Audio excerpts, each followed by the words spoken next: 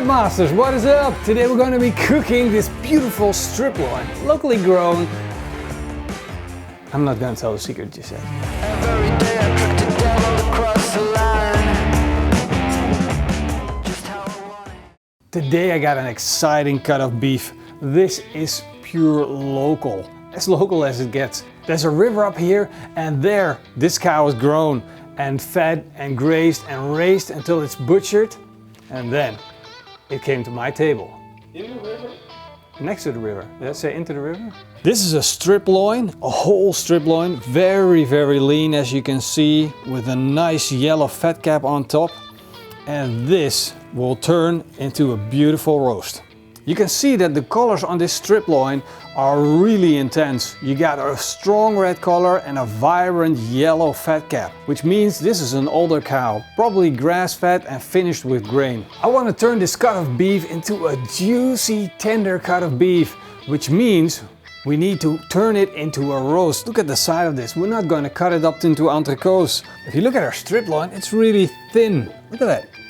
That's its natural shape, but what if we just get it together, tie it up? It looks much better this way. So we're going to tie up our strip loin with this butcher twine.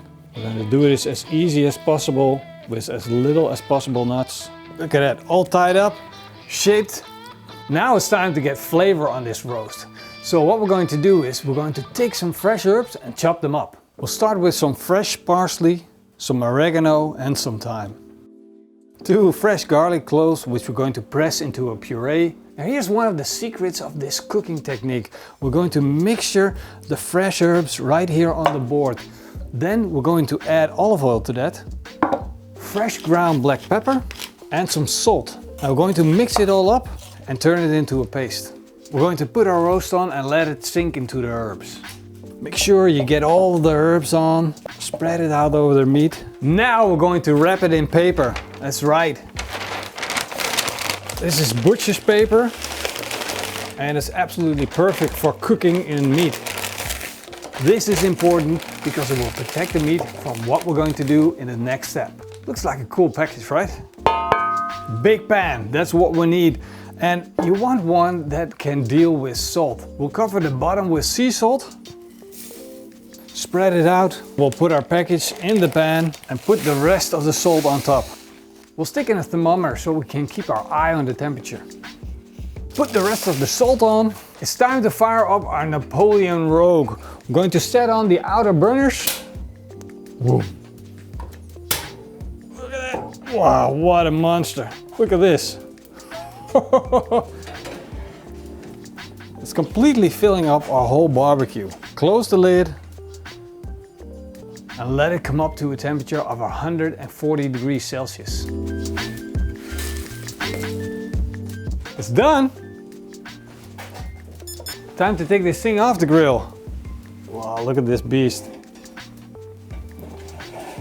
Whoa, what a giant. There we go. The salt became hard. Maybe we can lift it off all in one piece. That would be awesome. Wow, look at that. Ooh. That's just magical. Wow, the smell that comes off this strip loin is absolutely fantastic. We get the garlic flavor, but also we get the fresh herb. Normally when you start cooking, the fresh herbs, they kind of like disappear on you. But we packed them all in there and the smell that is coming off this is just mind-blowing. Let's open up this package. Oh, I'm so curious to take a look inside. Oh, brother. That smell. Whoa. That is just crazy. Oh, brother. This is gonna be so good. I'm so excited about this. It works so well. What we're going to do now is we're going to finish it off searing hot on the grill, blazing flames, just to make sure that we get a beautiful crust on the outside. I've got all the burners set to high. This thing is screaming hot. We're going to open up the lid and we're going to put in our strip loin roast.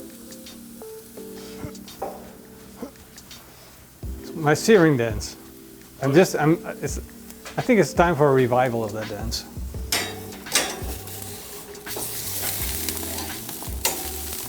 Knispering fat. What a beauty. A little bit blue. Yeah, it's blue for sure. And it's also time to take our strip loin off the grill and let it rest. I wish I could eat it right now. We gotta wait. I'm just gonna take these twines off and maybe suck the juices out of them.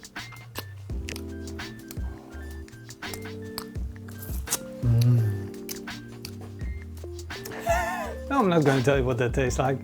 It's just so good. It's between me and my meat. Something private, Marson. Turn off the camera. What are you doing? This is a really, really tough steak.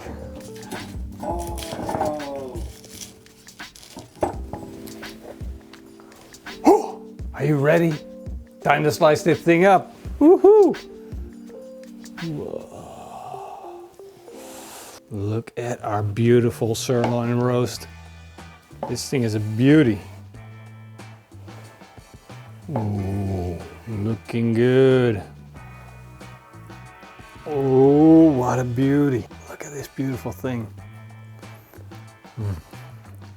Ooh, the outside, the flavor that's in here is just mind-blowing. It's just crazy the amount of flavor that we got into this roast with these fresh herbs. What an absolute beautiful roast. The flavors that got into the meat, the amount of it is just crazy. It's mind-blowing. This technique makes for the fact that you kind of like create a capsule of salt, butcher paper, flavors of the herbs, and then it just goes into the meat, which turns out amazing. I really love how it's cooked. It's nice and pink on the inside. We got a little bit of gray, but hey, that's just fine. Don't worry about that. The flavors are the main thing here.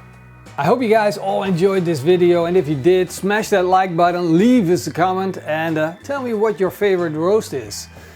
Hope to see you guys next time, but not before I thank my patrons and YouTube members. Until next time, keep on grilling and eet smakelijk!